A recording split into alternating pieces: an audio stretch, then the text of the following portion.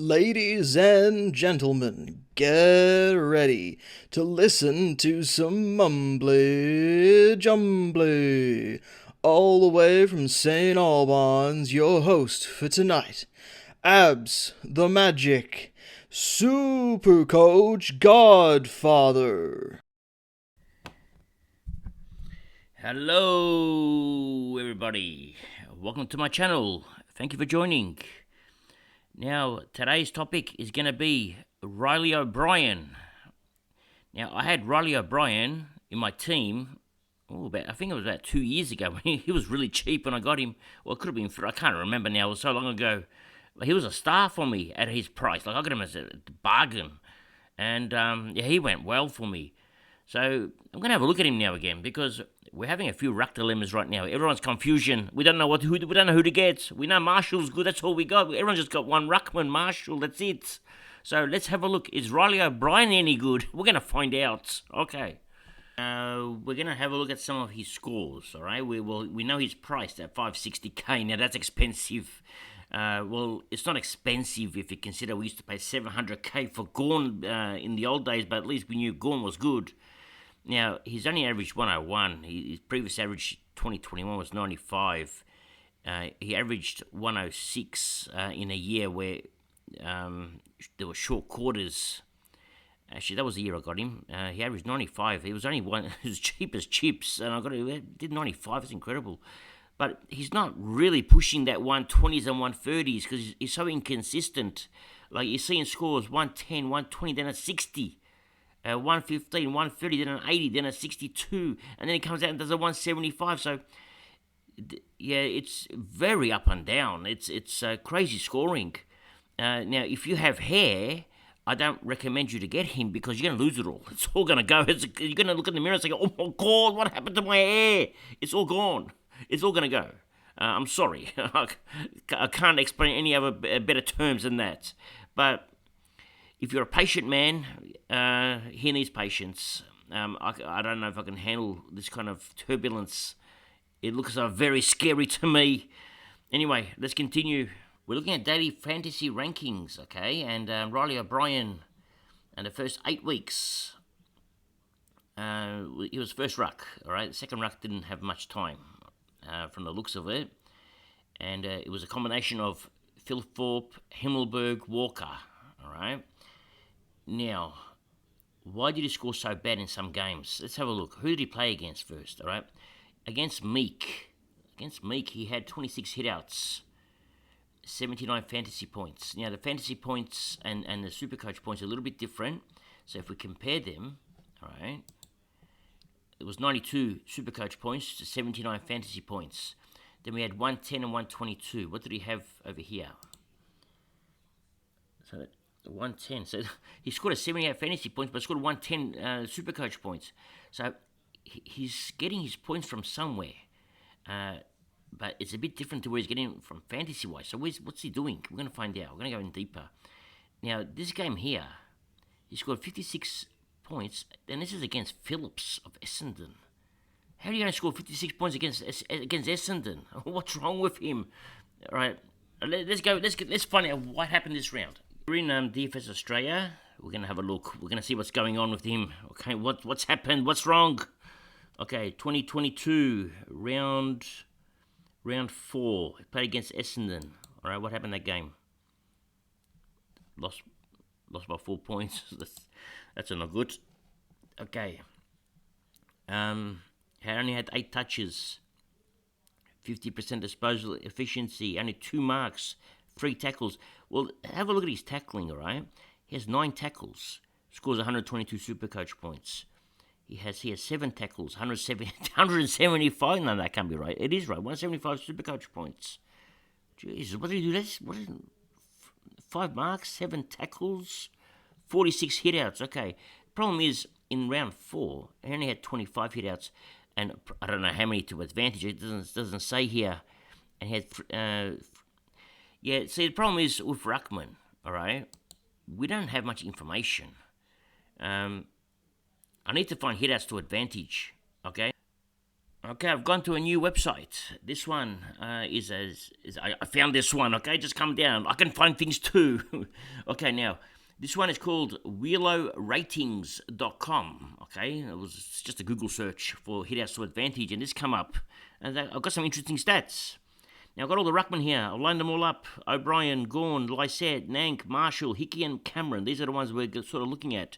I'm just going for the stats.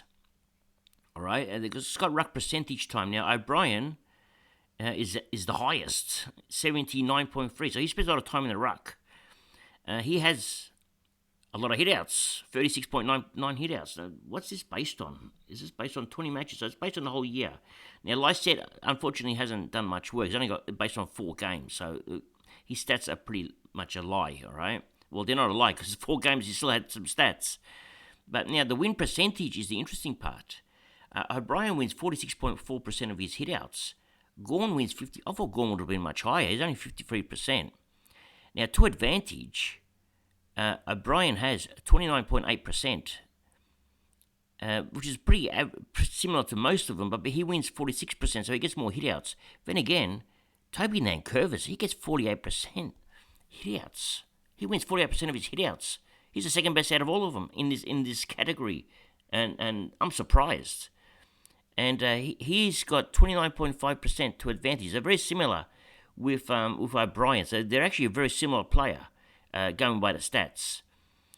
And but the standouts is Lysette's 36.5% to advantage. But it's only 4 games, so can't really go by it. And Gawn obviously is very high. Now Hickey is at 28%. Marshall's quite low, but he didn't ruck much, all right? So he's at 25.6%. And Darcy Cameron is probably on the bottom, 27.4%. Okay, I'm back in AFL tables, and I'm looking at Reilly O'Brien's contested possessions.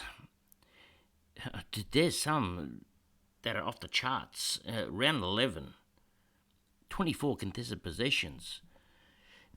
It's no wonder in round 11 he went 175.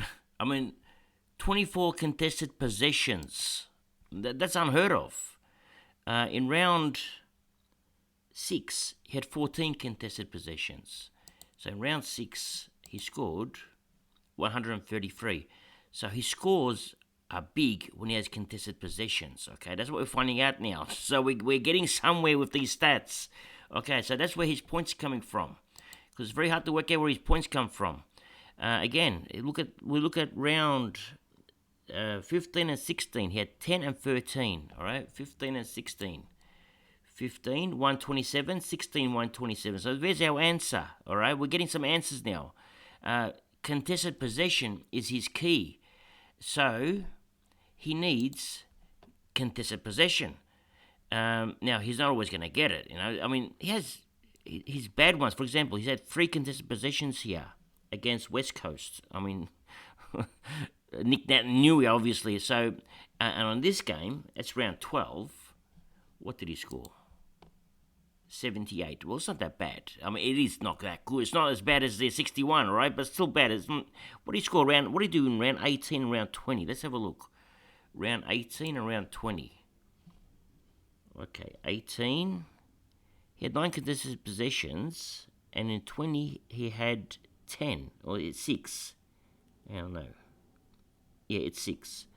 So, but he didn't have many disposals. So, like around 20, only 7 touches. It was 7 kicks and 2 handballs and 9 touches. He has a bigger score when he gets to at least 15, 16 touches. All right, so he needs about 15 or 16 touches because usually his 15 and 16 touches are contested. He's a contested beast. Like 24 contested possessions, unheard of. So, now intercept marks. Where's this? Rebound, clangers, what's CG? What does that stand for? I don't know. Click the swords. What do you mean click the swords? Just come down. All right. Contested marks. Here we go. Contested marks. Okay. Well, his maximum is 4. Now, the one he scored 4 with was against Richmond. That was in round 5. What did he score that game? In round 5 against Richmond? 115. So, as long as he does contested work, he's going to score high. When he doesn't do contested work, he doesn't score high. So it's virtually as simple as that. Most of his work is not his ruck work, but it's his work that he does around the ground. So, yeah, it's a matter of how hard he works in every particular game. That's pretty much it. If he doesn't work hard, he doesn't get the points. Now, final verdicts. For me, this is go with heart. Okay, it's a matter of how much pain you can take. How much hair you have left? If you're bald, it's okay. You can have him. You're not gonna lose any hair. Just to calm it down. Now, for me, it's a pass. I can't bear pain anymore. I can't watch players and go crazy. I've already, I don't have enough money to buy enough televisions or laptops. I'm going to go bananas if I have him. He's going to go big. He's going to go bad, and it's not one of, even though he averages 100, it's 121 week and 60 another week. So it's sort of, it's up and down like a yo-yo. And I'd rather he score 100 every week and I know what I'm getting. With Reilly O'Brien, it just depends if he's going to tackle hard and have contested possessions, intercept marks. It's a matter of he's scoring around the ground. And,